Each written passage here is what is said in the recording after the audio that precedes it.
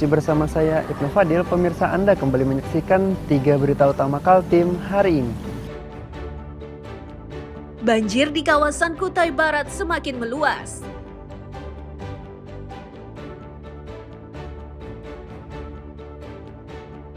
Viral, penjaga kantor pakai mobil dinas jadi taksi daring.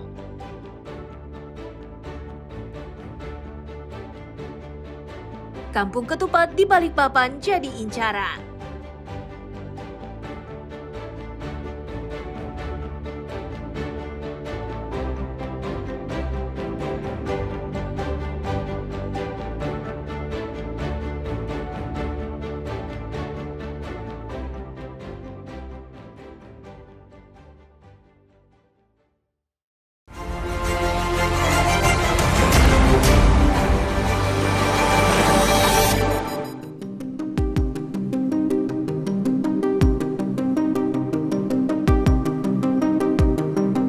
Sejumlah petugas kebakaran dikerahkan untuk memadamkan api yang membakar tempat penampungan barang bekas di kawasan Sepinggan Baru, Balikpapan Selatan. Upaya ini tidak berjalan mudah karena barang yang terbakar jumlahnya cukup banyak. Setelah berupaya lebih dari 1 jam, kobaran berhasil dipadamkan. Sejauh ini penyebab pasti kebakaran belum diketahui.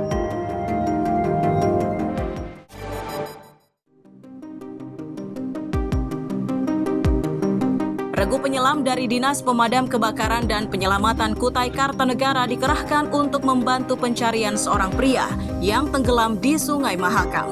Korban bernama Nur Hasim itu akhirnya ditemukan, namun sudah dalam kondisi tidak bernyawa. Kepala Dinas Damkar menyatakan korban tenggelam saat hendak mengambil kepala badut yang terjatuh di sungai.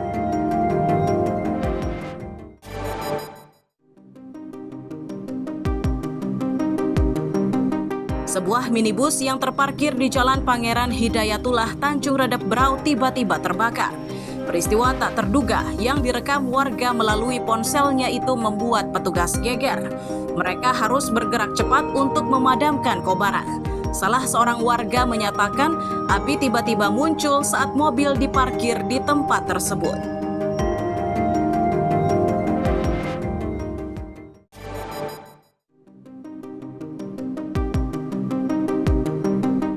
Ruas jalan di Kampung Tering Baru, Kecamatan Tering, Kabupaten Kutai Barat terpaksa tak bisa dilalui akibat tertimpa longsor. Untuk mengatasi persoalan tersebut, petugas BPBD bersama warga bahu-membahu menyingkirkan material longsor yang menutup jalan. Upaya ini dipercepat dengan bantuan sebuah ekskavator dan 5 mobil pemadam. Setelah beberapa jam berupaya, jalan tersebut akhirnya bisa kembali dilalui.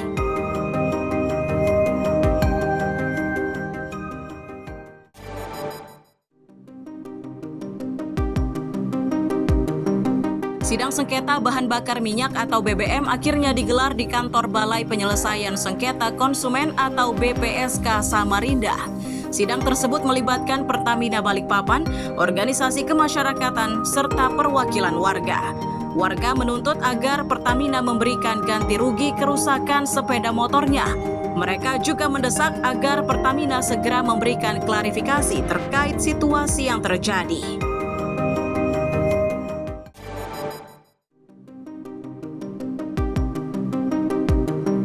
Demonstrasi di depan kantor Gubernur Kaltim ini dilakukan beberapa elemen masyarakat Kabupaten Pasir, termasuk kelompok mahasiswa. Mereka menuntut agar pemerintah Provinsi Kaltim ikut turun tangan menyelesaikan persoalan tewasnya seorang warga di Muara Kate. Tuntutan tersebut didengungkan karena sudah berjalan selama 5 bulan, namun belum terselesaikan.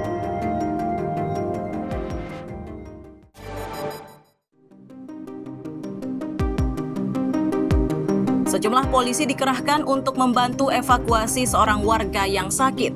Evakuasi dengan menggunakan perahu itu tidak berjalan mudah karena lokasinya terendam banjir. Kapolsek setempat menyatakan banjir sudah berlangsung lebih dari 4 hari. Meski begitu, aktivitas sebagian warga tetap berjalan normal karena rumahnya berupa panggung dan masih terhindar dari genangan air.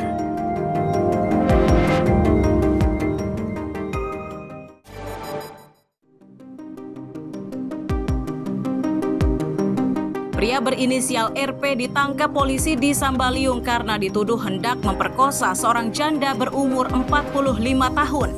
Ironisnya, calon korbannya merupakan tetangganya sendiri. Saat ini polisi masih melengkapi berkas perkaranya, sementara pelaku terancam hukuman 9 tahun.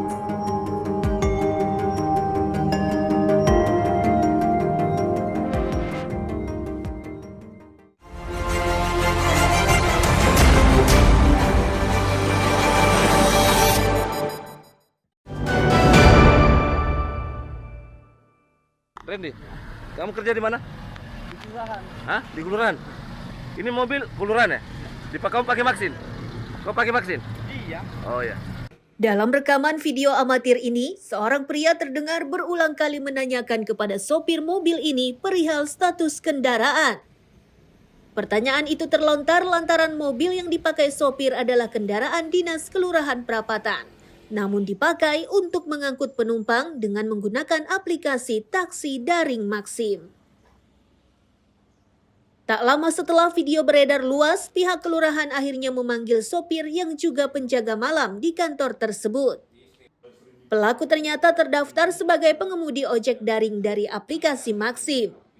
Namun, ia yang tengah berjaga malam di kantor itu mengelak telah memanfaatkan mobil dinas untuk mengangkut penumpang yang pakai aplikasi taksi daring.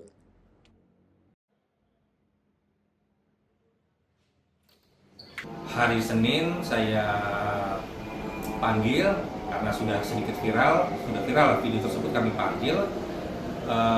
Saya minta keterangan, saya BAP bahwa benar dia sedang menggunakan mobil dinas tanpa izin. Terus juga itu viral, tapi kami cek juga di aplikasi bahwa aplikasi Maximnya hanya motor bukan mobil, dan juga dia selama ini juga tidak punya mobil, jadi dia tidak pernah juga memakai Maxim mobil. Memang saya cek selama ini di CCTV itu memang betul keluarnya pukul sekian ya, pukul tadi 02.30. Upaya untuk mengungkap kepastian penggunaan mobil dinas untuk mengangkut penumpang masih dilakukan. Namun untuk saat ini pelaku sudah diberikan sanksi dan peringatan oleh kelurahan. Amir Hamzah dan Riani Mantini melaporkan dari Balikpapan.